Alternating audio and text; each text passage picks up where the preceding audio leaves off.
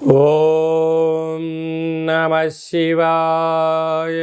ఓం నమో నారాయణాయ. నరదృష్టి నివారణ, సంచిత కర్మ, ప్రారబ్ధ కర్మ, ఆగమిక కర్మ, దోష నివారణ కాళభైరవాయ నమో నమః. హరి ఓం. ఓం కాళకాలాయ విద్మహే కాళాతీతాయ ధీమహి తన్నో శ్రీ నరదృష్టి నివారణ కాళభైరవాయ నమో నమః. హరి ఓం. మా ఛానల్కి స్వాగతం. చూస్తున్న వీక్షకులకు, ప్రేక్షకులకు, ప్రియ కాళభైరవ భగవద్బంధులకి స్వాగతం పలుకుతూ మమ్మల్ని ఎంతగానో ఆదరిస్తూ ఉండబడినటువంటి ప్రియ సోదర సోదరీమణుల అందరిపైనను కాళభైరవ స్వామి జయంతి ఆశీస్సులు ఉండాలని కోరుకుందాం.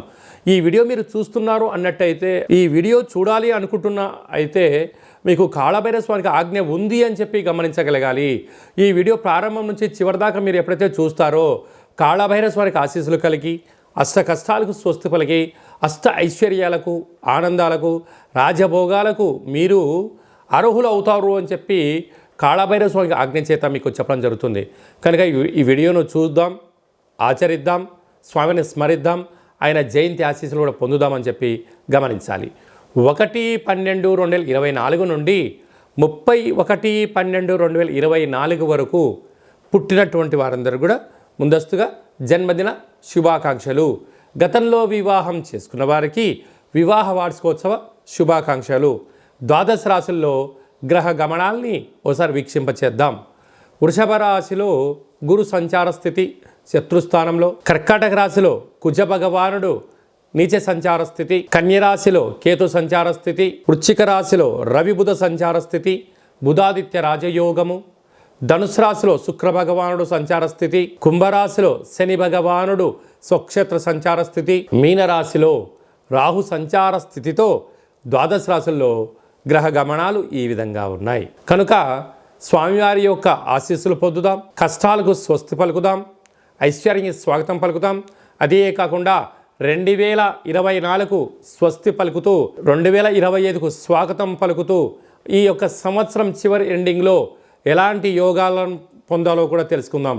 ప్రధానంగా మనకు ఈ సంవత్సరము 2024 కనుక 8 సంఖ్య, అందులో 31 సంఖ్య, మంగళవారం పూట అమావాస్యతో వచ్చింది. కనుక ఇలాంటి అమావాస్య తిథుల ఎందున అంటే మనకు సంపూర్ణమైన సంవత్సరం చివరి ఎండింగ్లో ఎలాంటి విధి విధాలు పాటించాలి, ఏవి చేయొచ్చు, ఏవి చేయకూడదు. అలాగే డిసెంబరు 1వ తారీఖున కార్తీక మాస అమావాస్య, ఆదివారంతో కూడుకున్న అమావాస్య ఉంది కనుక ఎలాంటి విధులు పాటించాలో కూడా సంపూర్ణంగా తెలుసుకుందాం. ధనుసు రాశి వారు ఈ ఆదివారం అమావాస్య, కాళభైరవ జయంతి, ఆంగ్ల సంవత్సరం చివరి రోజులలో అంటే చివరి మాసం అవ్వడం వలన కష్టాలను దగ్గర తెచ్చుకోకుండా వీలైనంత వరకు ఐశ్వర్యాన్ని, ఆనందాన్ని ఎలా స్వాగతించాలో ఈ వీడియోలో సవివరంగా సంపూర్ణంగా తెలుసుకుందాం.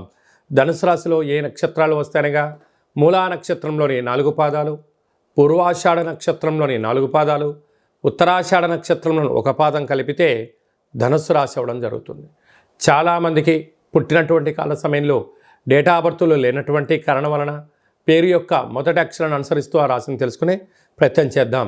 ఏ, యో, బా, భీ, బూ, ధ, బా, డా, బే అక్షరాల వారందరూ కూడా ధనుసు రాశి జాతకులే. ధనుసు రాశి యొక్క అధిపతి దేవగురు బృహస్పతి. ఈ రాశిలోనే శుక్రుడు సంచారం చేయడం వలన బంగారు ఆభరణాలు, విలువైన వస్తువులు, ల్యాప్టాప్లు, ఫోన్లు, విలాసవంతమైన వస్తువులు కొనుగోలు చేయాలి. నిత్యము అత్తరు, సెంటు, పన్నీరు, సుగంధ పరిమళాలతో జీవనాన్ని పొందాలని మీ కోరికను మరో మెట్టు ఎక్కిస్తూ ఆనందకరమైనటువంటి, ఆరోగ్యకరమైనటువంటి వస్తువులు క్రయ విక్రయాలు కొంటూ సకుటుంబ సపరివార సమేతంగా ఆనందంగా ఉండే ప్రయత్నం చేయడంలో మీరు ముందు వరుసలో ఉంటారు అని చెప్పి గమనించాలి. తృతీయంలో శని ఇటు తల్లిదండ్రులతో, అటు అత్తమామలతో, బంధువులతో, మిత్రులతో, సహ ఉద్యోగస్తులతో, సోదర సోదరీమణులు మీ ఎదుగుదలను చూసి ఓర్వలేకపోయిన పరిస్థితి ఉంటుంది. మీరు ఎంత ఎదిగే కొద్దీ ఒదిగి ఉండాలని చెప్తుంది. అర్ధాష్టమ రాహు శత్రువులు మీకు ఎక్కడో ఉండరు, ఇంట్లోనే బంధువుల రూపంలో, మిత్రుల రూపంలో, సన్నిహిత రూపంలో అలా మీ రూపాయి తింటూ మీ వెనక అనేక రకాలుగా ఇబ్బంది గురి చేసే పరిస్థితి ఉంటుంది. దయచేసి వారిని మీరు పెద్దగా పరిగణలోకి తీసుకోకుండా ఉండలేరు. తీసుకున్నారా అంటే మీ విలువైన సమయం ఉండదు అని చెప్పి గమనించాలి.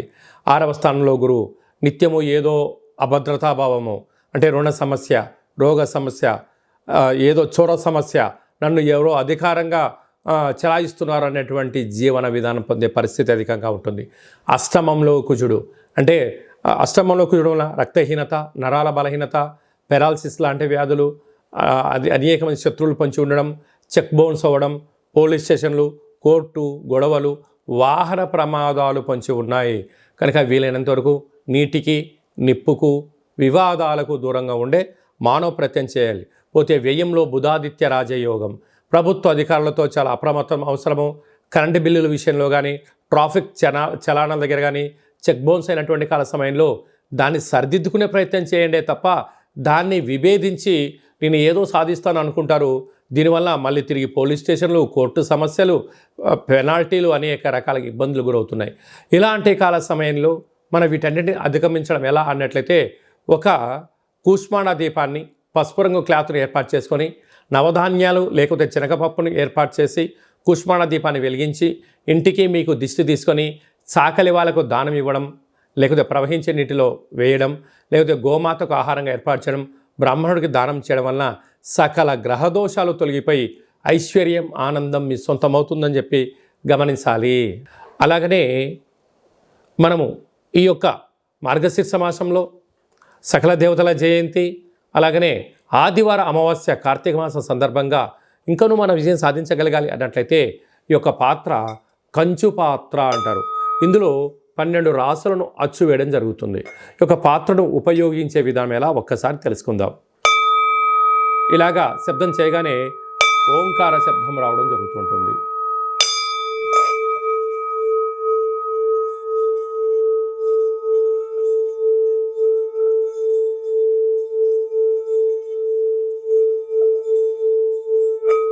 ఈ యొక్క శబ్ద తరంగాల ద్వారా మనిషి శరీరంలో చక్రాలు వికసింపచేయడం, ఇంట్లో ఉండబడినటువంటి సకల దరిద్ర దేవత బయటికి వెళ్ళడం, మహాలక్ష్మి మాత గల్లు గల్లు మంటి ఇంటికి రావడం, అలాగనే సకల నరదృష్టి, శత్రు ప్రభావాలు, తంత్ర ప్రయోగాలు, తాంత్రిక ప్రయోగాలు కూడా తొలగిపోతాయని చెప్పి గమనించాలి. ఈ యొక్క పాత్రతో పాటు కాళభైరవ ఒక పిరమిడు, డాలరు, కంకణము, అలాగనే స్వామివారి యొక్క పూజా కార్యక్రమాన్ని వీడియో కాల్ ద్వారా మీకు ప్రత్యేకంగా పూజ చేయించి, వీడియో కాల్ ద్వారా చూపించి మీకు కొరియర్ ద్వారా అందజేయడం జరుగుతుంది. అలాగనే 27 రకాల వస్తువులతో మీకు దిష్టి కార్యక్రమం తీయించేసి మీరు జీవితంలో ఏదైతే అనుకుంటున్నారో అది విజయం సాధించేంత వరకు కాళభైరవ స్వామి యొక్క అర్చన, ముడుపు, పూజా కార్యక్రమం చేయించడం జరుగుతుంది. కనుక మనమందరము కూడా అక్షయ పాత్రను ఇంట్లో ఉంచుకుందాం, కష్టాలకు స్వస్తి పలుకుదాం, ఐశ్వర్యానికి, ఆనందానికి, రాజయోగానికి స్వాగతం పలుకుదాం. అలాగనే ఉప్పులందు సముద్రపు ఉప్పు వేరయ్య అన్నట్టుగా Himalayan rock salt, pink salt అంటూ ఉంటారు. ఈ యొక్క సైంధవ లవణం అంటారు. ఈ యొక్క ఉప్పు దీపాన్ని ఇంట్లో పెట్టుకుందాం. ఇంట్లో ఉన్న నరదృష్టిని నిత్యము నివారించుకుందాం. ఇంటికి గుమ్మాన్ని కట్టుకుందాం. లక్ష్మీదేవికి స్వాగతం పలుకుదాం. అలాగనే మనము ఈ ఉప్పు దీపాన్ని ఏర్పాటు చేసుకొని ఇంట్లో ఏర్పాటు చేయడం వలన 4 వైపులా పైన ఉప్పు ఆ గాలి ప్రసరింపజేసి పిల్లలు మంచిగా చదువుకుంటారు, ఉద్యోగస్తులు ఉద్యోగం సాధిస్తారు, మంచి నిద్ర, సకల దుష్టగ్రహాలు తొలగిపోతాయని చెప్పి గమనించాలి. అలాగనే మీ వ్యక్తిగత జాతకం తెలుసుకోవాలనుకుంటున్నారా?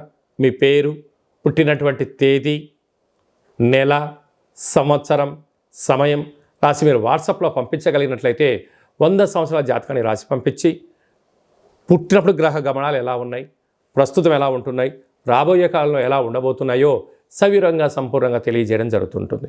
చాలామందికి పుట్టినటువంటి కాల సమయంలో డేటా బర్త్లో లేనటువంటి వారికి మీ పేరుని యొక్క మొదటి అక్షరం అనుసరిస్తూ రాశి యొక్క స్థితిగతులను తెలియచేస్తూ భూత భవిష్యత్ వర్తమానాన్ని గవ్వల శాస్త్రం ద్వారా అనగా రమణ శాస్త్రం ద్వారా కాళభైరవ ఉపాసన చేత గవ్వలు వేసి మీకు జాతకాన్ని చెప్పడం జరుగుతుంది. కాళభైరవ స్వామి యొక్క దేవాలయంలో ఎవరు జాతకం చెప్పించుకున్నా వారి యొక్క గోత్రనామములతో కాళభైరవ స్వామి వారికి పూజా కార్యక్రమం చేయించి మీకు వాట్సాప్ కాల్ ద్వారా కూడా చూపించడం జరుగుతుంది అని చెప్పి గమనించాలి.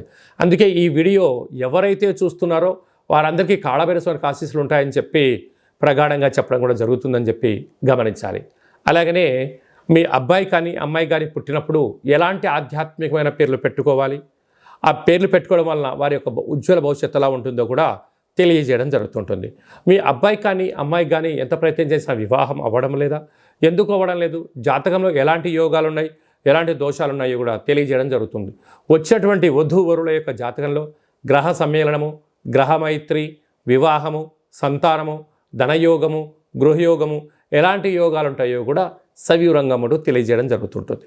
అలాగే చాలామందికి వాస్తు జ్యోతిష్యం తెలుసుకోవాలి, కాళభైరవ మంత్రాన్ని ఉపదేశించుకోవాలి, మంత్ర సాధన ఎలా చేయాలనుకుంటున్న వారందరూ కూడా ఈ కింది నెంబర్ని సంప్రదించినట్లయితే, అపాయింట్మెంట్ తీసుకొని సంప్రదించినట్లయితే మీకు సర్వత్రా శుభం, జయం, లాభం కలిగేటువంటి ఆధ్యాత్మిక సలహాలు చూసి ఇవ్వడం జరుగుతుందని చెప్పి గమనించాలి.